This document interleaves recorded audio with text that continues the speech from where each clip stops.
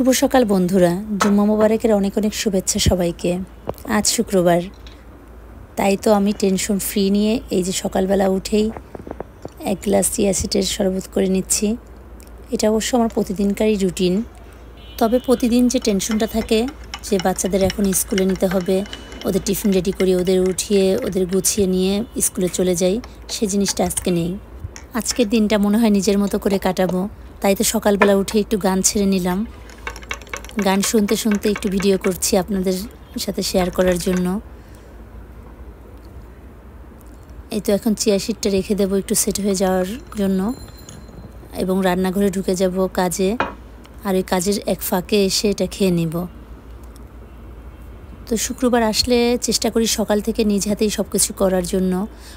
অন্যদিন যেমন আমার বাসার মেয়েটা ও সকালে নাস্তাটা তৈরি করে, কিন্তু দুপুরে রান্নাটা আমি নিজ হাতেই করি।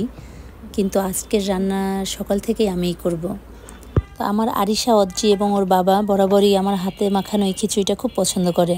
এটা খুব সাধারণভাবে আমি করে নেই, খুব বেশি কিছু দিয়ে না। পেঁয়াজ, মরিচ, রসুন এবং সাথে একটু হলুদের গুঁড়া এবং অল্প পরিমাণ তেল আর একটু গরম মশলা।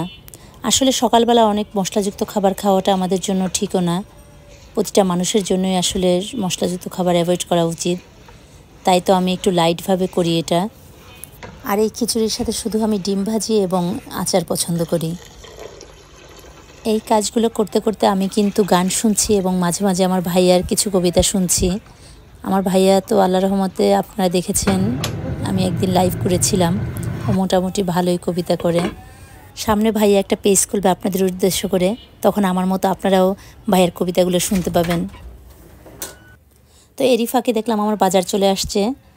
তো বাজারগুলো গুছিয়ে নিচ্ছি এবং দুপুরে কি রান্না করব সেগুলো গুছিয়ে নেব, কারণ খিচুড়িটা হতে তো একটু টাইম লাগবে, ওই সময় আমি এগুলো করে নেব।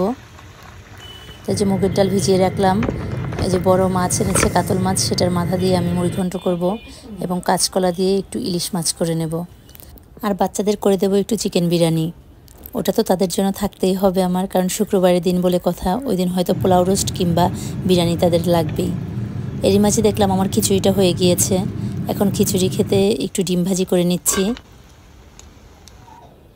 তো এই দেখেন ধোয়া ওঠানো খিচুড়ি আর সিম্পল একটু ডিম ভাজা, খুবই আসলে মজাদার একটি খাবার, মানে বিশেষ করে আমাদের কাছে খুব ভালো লাগে। আর এই তো বাজার থেকে পেঁপে এনেছিল, ওটা একটু কেটে নিলাম, কারণ সকালবেলা একটু ফল খাওয়া ভালো। আর এখন করে নিচ্ছি আমার সেই প্রিয় চা, যেটা ছাড়া আমার আসলে দিনটা শুরুই হতে চায় না। তো আমার মতো যারা চা প্রেমিক আছেন তারাই বুঝবেন যে এই চাটা খেলে কতটা এনার্জি আসে। তো এখন আমি এই চাটা খেয়ে আবার রান্নাঘরে কাজে ঢুকে যাব। তো এতক্ষণ যারা আমার সাথে ছিলেন, আমার বকবকানি শুনলেন, সবাইকে অনেক অনেক ধন্যবাদ। সবাই ভালো থাকবেন। আল্লাহ হাফেজ।